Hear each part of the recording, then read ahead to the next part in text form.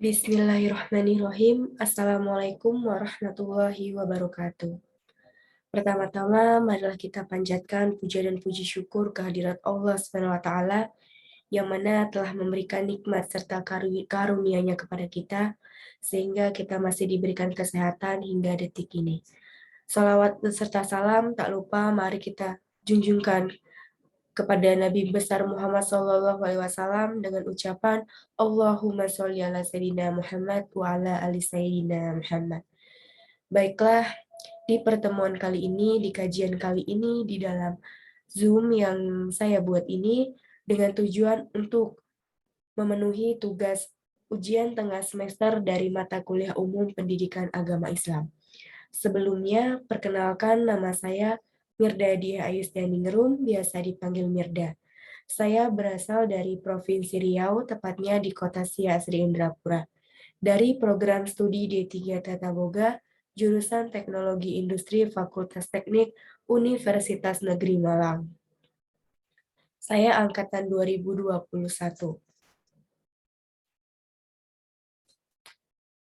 Baiklah, pada kesempatan kali ini,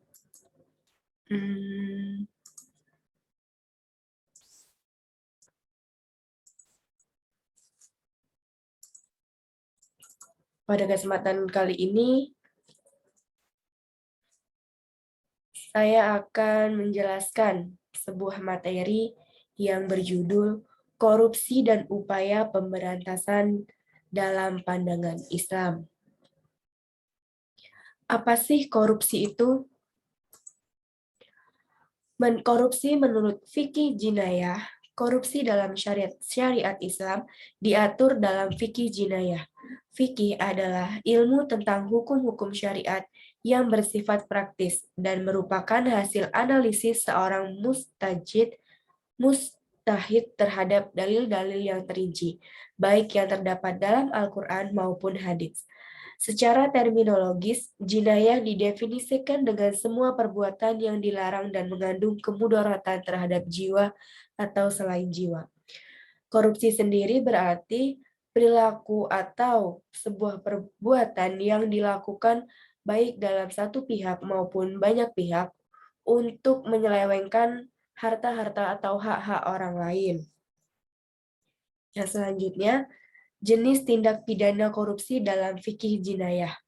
Beberapa jenis tindak pidana atau jarimah dalam fikih jinayah dari unsur-unsur dan definisi yang mendekati pengertian korupsi di masa sekarang adalah yang pertama yaitu hulul atau penggelapan. Menggelapkan uang negara dalam syariat Islam disebut al-hulul, yaitu mencuri ghanimah atau harta rampasan perang, atau menyembunyikan sebagainya untuk dimiliki sebelum menyampaikannya ke tempat pembagian, meskipun yang diambilnya sesuatu yang nilainya relatif kecil bahkan hanya seutas benang dan jarum. Perbuatan ini tetap termasuk dalam tindakan korupsi yang sangat dibenci dalam Islam. Hadis-hadis yang mengatur al-hulul. Yang pertama, larangan mengambil yang bukan haknya meskipun seutas benang dan sebuah jarum. Yang kedua, bagikan segala sesuatu kepada yang berhak. Yang tiga, larangan untuk mengambil sesuatu tanpa izin dari yang berhak atau bisa disebut mencuri. Yang empat, pada hari kiamat, orang akan memikul terhadap barang yang diambil secara tidak sah. Di akhirat kelak, apabila orang tersebut selama hidup di dunia melakukan tindakan korupsi atau mengambil sesuatu yang bukan haknya, akan mendapatkan balasannya di akhirat kelak. Yang kelima, larangan pejabat publik untuk mengambil semua kekayaan publik secara tidak sah.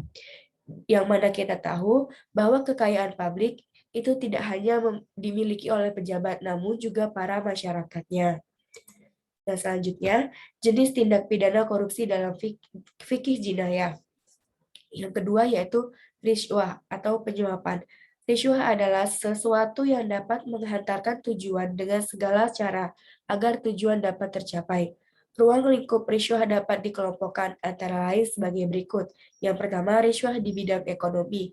Yang kedua, riswah di bidang pendidikan. Yang ketiga, riswah di bidang hukum. Dan yang keempat, riswah di bidang kepegawaian. Jenis yang selanjutnya yaitu gasab atau mengambil paksa hak atau harta orang lain. Ghasab adalah mengambil harta atau menguasai hak orang lain tanpa izin pemiliknya dengan unsur pemaksaan dan terkadang dengan kekerasan serta dilakukan secara terang-terangan. Yang selanjutnya yaitu khianat, merupakan segala sesuatu atau tindakan atau upaya yang bersifat melanggar janji dan kepercayaan yang telah dipersyaratkan di dalamnya atau telah berlaku menurut adat kebiasaan, seperti tindakan pembantaian terhadap kaum muslim atau sikap menampakkan permusuhan terhadap kaum muslim. Selanjutnya yaitu sarikah atau pencurian, adalah mengambil barang atau harta orang lain dengan cara sembunyi-sembunyi dari tempat penyimpanannya yang biasa digunakan untuk menyimpan barang atau harta kekayaan tersebut. Menurut Abdul Qadir Audah, pencurian dikelompokkan menjadi dua, yaitu pencurian kecil dan pencurian besar. Yang keenam yaitu hirabah atau perampokan, adalah tindakan kekerasan yang dilakukan oleh seseorang atau sekelompok orang kepada pihak lain, baik dilakukan di dalam rumah maupun di luar rumah, dengan tujuan untuk menguasai atau merampas harta benda milik orang lain tersebut atau dengan maksud membunuh korban atau sekedar bertujuan untuk melakukan teror dan menakut-nakuti pihak korban.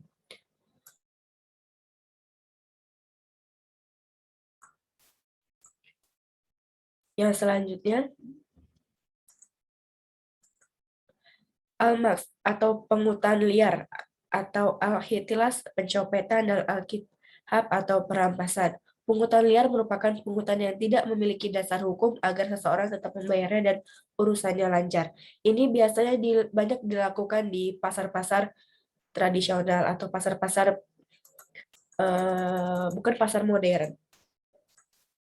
Hikmah mempelajari korupsi menurut hukum Islam. Yang pertama, melakukan korupsi atau tindakan kriminal yang dapat merugikan negara atau orang lain sangatlah tidak baik dan sangat tidak disukai oleh Allah Subhanahu wa taala.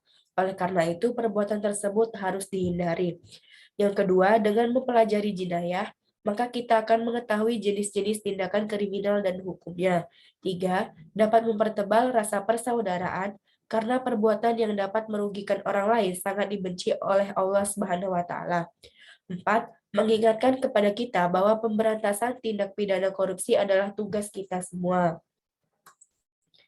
Agama selalu mengajarkan kebaikan dan kemuliaan hidup. Mengapa mereka masih saja berani melanggar ajaran agama dan berani melanggar hukum? Karena prinsip mereka menjadi koruptor itu untung-untungan. Ada yang ditangkap KPK dan ada juga yang tak tersentuh. Mungkin harapan mereka adalah menjadi bagian yang tak tersentuh. Seperti yang banyak kita ketahui di berita-berita yang beredar, banyak sekali bukan hanya para pejabat, para artis-artis ataupun para kaum-kaum biasa yang melakukan tindakan korupsi. Nauzubillahi min dzalik. Maka kita sebagai umat manusia, umat muslim, hindarilah perbuatan-perbuatan yang dilarang oleh Allah Subhanahu wa taala dan perbuatan-perbuatan yang melanggar hukum. Sekian penjelasan dari saya, kurang dan lebihnya saya mohon maaf. Akhir kata, wassalamualaikum warahmatullahi wabarakatuh.